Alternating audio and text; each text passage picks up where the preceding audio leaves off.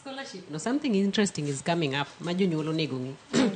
Watch scholarship ni wakao, for example, ni extremely needy. To government to amua no this supporting 95%. Taka wadu wanokelosha. Kuro wunde ni dong ni 95% di chuli ni chulo 5%, ma could probably be 30,000. Besirikalo ngeyo ni surviving a campus is more expensive than the school fee.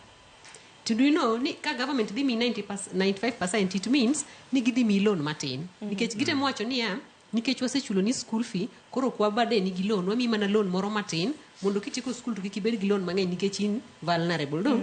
But do you know ni surviving there itself, in giot, in gigas, in gibuge, in gilau ka idwar wako.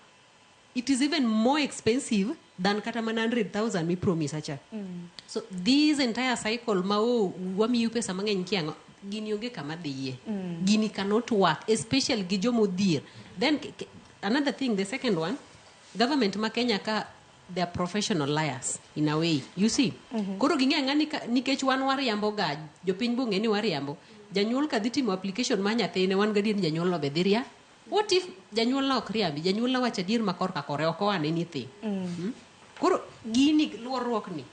It said that ni government odugo bed piny mondo ji winjre maber ama wadugo tia gi model ma nyachoncha. Nyaka ma obed stabilized just the same way we had to go back to the other finance bill. Ero kama na nyaluoro ng'eny